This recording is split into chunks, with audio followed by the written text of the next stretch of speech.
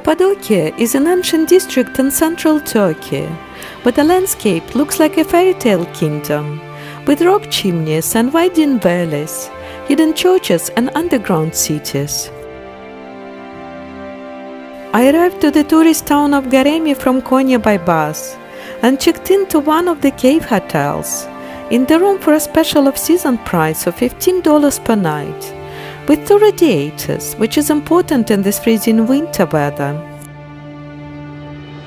Goreme is a village of around 2,000 people and had become the tourist capital of Cappadocia. It's generally the best area of Cappadocia to stay in, because it has a huge variety of restaurants, tour shops and cave hotels for all budgets. Many cafes and restaurants showcase the unique landscape of the valleys in Cappadocia.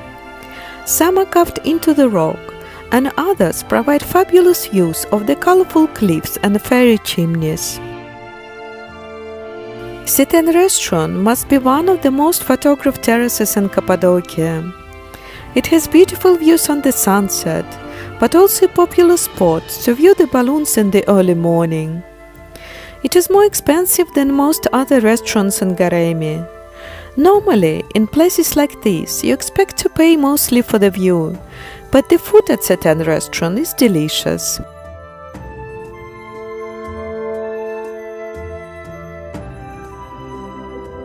Winter in Cappadocia runs from November through to March. Since most of the Cappadocia region is over 1,000 meters above sea level, winter in Cappadocia is typically very cold. The average temperature for this month is around 5 degrees, but I was lucky enough to experience -14 the lowest. In these winter months, everything is open. Shops still sell souvenirs, and coffee shops still serve coffee, with delicious Turkish delight and comfy warming-up fireplace in the middle. The Goreme Open Air Museum is located within walking distance from the city center of Goreme, and it takes about 15 minutes to walk a bit uphill.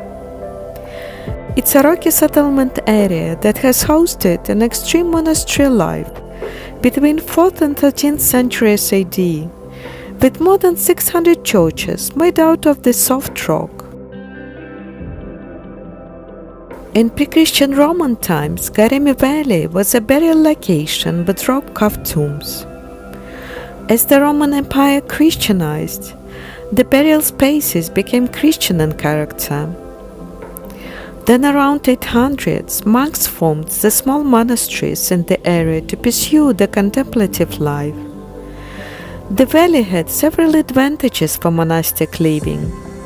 Spiritually, the area was considered sacred because previous saints were buried here. Geologically, the surreal desert-like topography created a mystical, spiritual context, a common feature in Byzantine monasteries. And practically, the churches and living spaces was easy to construct. Once Goreme Valley became populated with monks and hermits, like Christians came as pilgrims to receive prayer or behold the holy relic.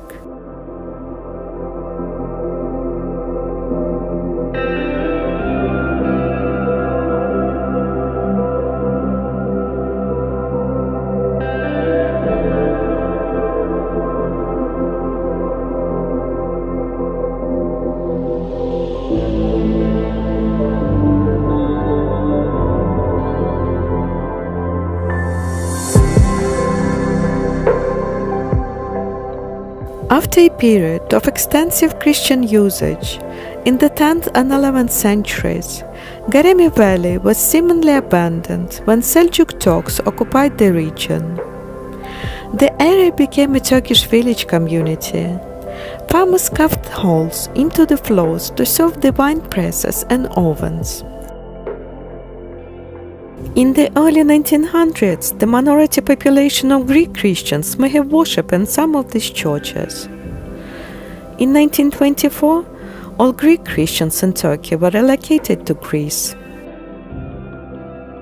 Now, Goreme National Park and rock sites of Cappadocia on UNESCO World Heritage List, with over 1 million visitors every year. The entrance fee is 150 Turkish lira, which is about $8.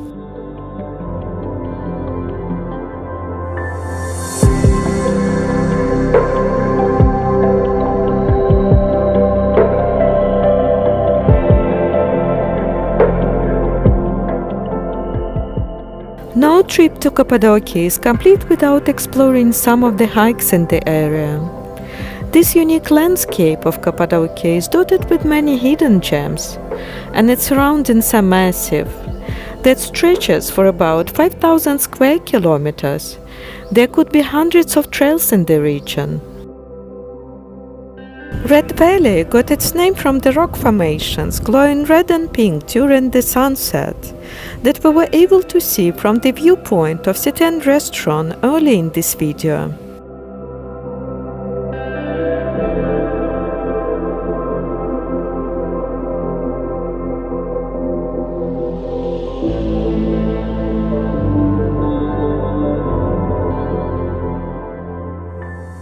Ten million years ago, several volcanoes erupted in the region, covering present-day Cappadocia with lava, forming a layer of 100 to 150 meters of volcanic tuff.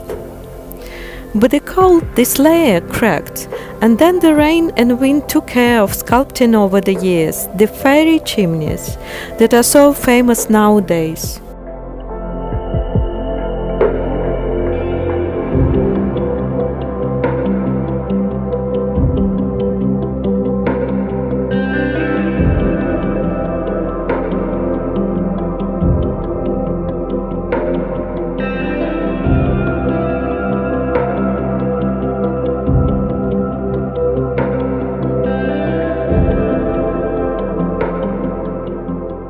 The advantage of visiting Cappadocia in winter is less tourists and the prices are lower. For example, hot air balloon ride in summer cost between 200–300 euros, but I booked mine for 55 euros only. We were picked up at 6:30 in the morning. The balloon went up to 1,050 meters high, and the ride took about an hour to enjoy incredible views of the landscape.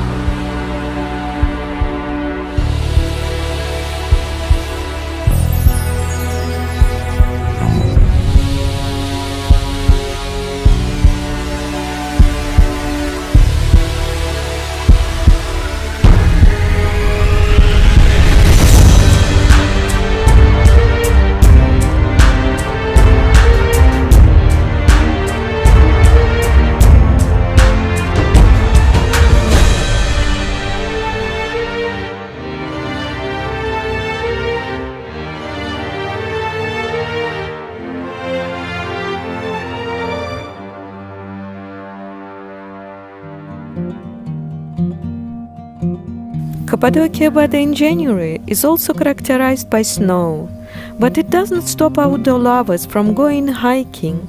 The trails will still be open, and the scenery will look even more beautiful under a layer of snow. You have to keep in mind that January is the height of winter in Cappadocia, so the days are short. with only around 9.5 hours of sunlight each day.